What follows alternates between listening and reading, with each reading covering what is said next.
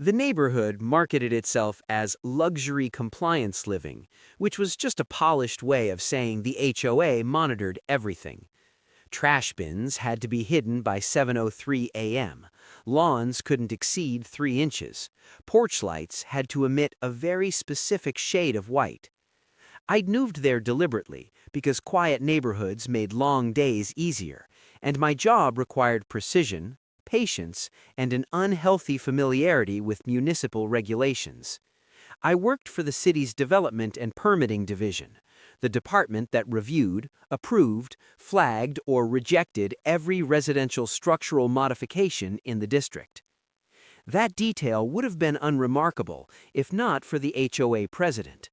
Her name was Linda Crowell, but nobody used it. Around the community, she was just Karen, always in a bright pink blazer, tight curls bouncing as she marched across sidewalks with a clipboard pressed to her chest like a badge of authority. She treated the HOA bylaws less like guidelines and more like divine commandments that only she could interpret. Over time, most residents learned to nod, smile, and ignore her. I made the mistake of doing neither. It began with a bright orange notice taped dead center on my front door. "Final violation warning," it read in aggressive block lettering. According to Karen, my property had accumulated multiple unresolved structural compliance issues. The notice claimed my home was now subject to temporary control reassignment until violations were corrected. The wording was intentionally vague, heavy on intimidation and light on legality. I knew instantly something was off. HOAs could issue fines, they could nag, they could annoy you into submission. What they absolutely could not do was take administrative control of a private residence based on alleged building violations, especially ones never cited by the city. But Karen had never let actual authority stop her before. The next morning, I found half the neighborhood gathered near the central green space. Karen stood at the center, pink blazer glowing under the sun, curls perfectly arranged, voice carrying with theatrical authority. In her hands was a folder thick with papers she waved like evidence in a courtroom drama. She announced that my home had been deemed structurally non-compliant and, until further notice, would be reassigned under HOA management to ensure community safety. She added, casually, that her brother-in-law, a licensed contractor, would be overseeing the property during this transition. That's when I realized this wasn't just bullying, it was a setup. Murmurs rippled through the crowd. People glanced at me, unsure whether to offer sympathy or distance themselves. Karen thrived in moments like this: public declarations, power displays, the illusion that she was backed by forces bigger than herself. I said nothing. Inside, years of procedural training were clicking into place. Building violations didn't materialize out of thin air.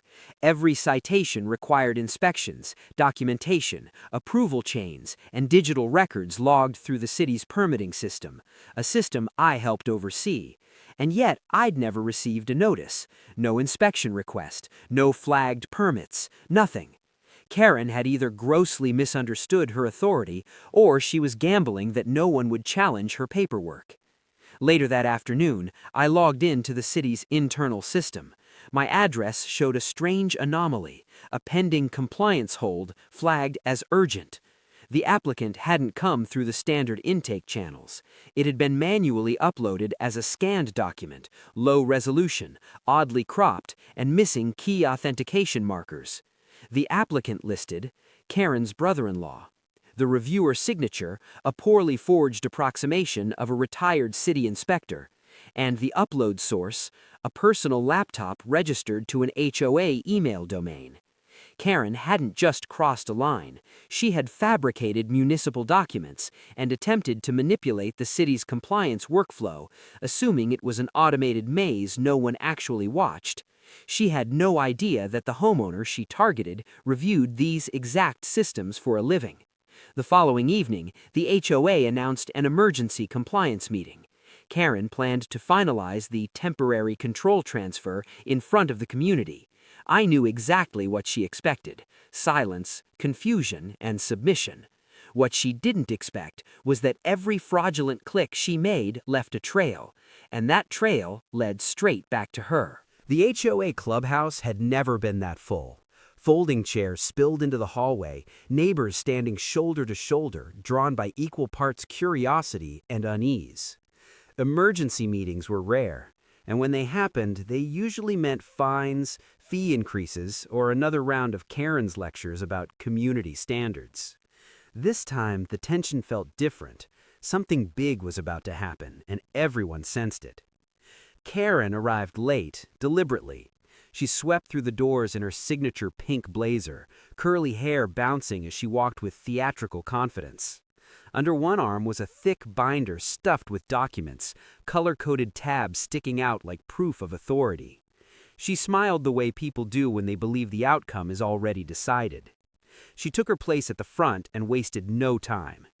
"Thank you all for coming on such short notice," she began, voice sharp and rehearsed.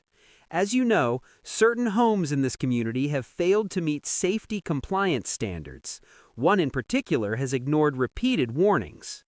Her eyes flicked toward me. "For the protection of everyone here, the HOA has initiated a temporary administrative control transfer. This is not punitive, it's corrective." Murmurs rippled through the room. People shifted in their seats. Karen opened her binder and began distributing copies of her paperwork to the board members, tapping each page dramatically. "These documents confirm the city's findings. The compliance hold is already active." That was my cue. I stood up slowly. No raised voice, no anger, just calm, the kind that makes people stop talking. "Before you go any further," I said, "I'd like to clarify something." Karen froze for half a second, then smiled thinly. "This isn't a debate. The process is already underway." "That's interesting," I replied, walking toward the front, "because I oversee that process." The room went silent. I placed a slim folder on the table, certified printouts, stamped and sealed. "I work for the city's Development and Permitting Division, specifically the Compliance and Authorization Unit." Karen laughed, too loudly. "That's irrelevant. These documents are fraudulent," I said, opening the folder. "Every single one." I turned to the board first, not her. The compliance hold she referenced was uploaded manually outside the approved intake channels. The inspector's signature belongs to someone who retired 3 years ago. The formatting doesn't match any city-issued notice. Karen's smile cracked. I continued, methodically. The metadata shows the file was created on a personal laptop, edited multiple times, and submitted using an HOA-associated email. The IP address traces back to this building. A board member shifted uncomfortably. Another flipped through the papers Karen had handed out, suddenly unsure. Karen stepped forward. "You're misinterpreting." "I'm not finished," I said calmly. I held up another page. There was also an attempted contractor authorization request submitted under my address. The listed contractor is your brother-in-law. That request alone constitutes an unauthorized attempt to assume control of private property. The room erupted into whispers. Karen's face flushed red beneath her makeup. "I was advised this was within HOA rights." "By whom?" I asked. She opened her mouth, closed it, tried again. "The city never communicated." "Because the city never issued it.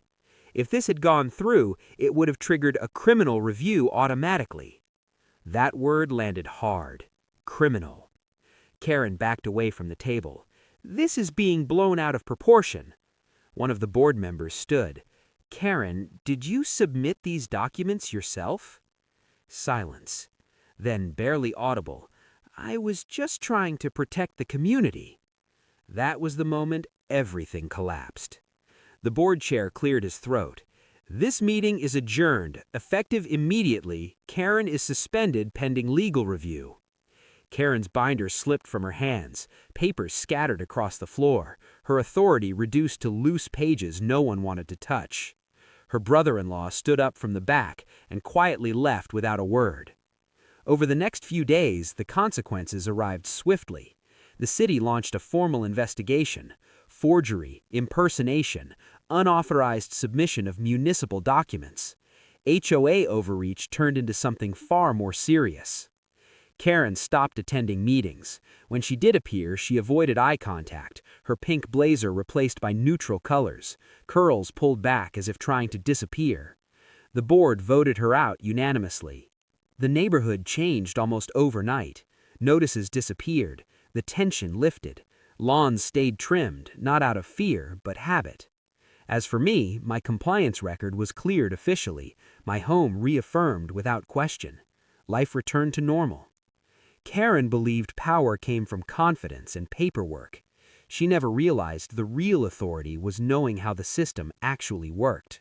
And she'd tried to manipulate it against the one person who built their career exposing exactly that kind of fraud.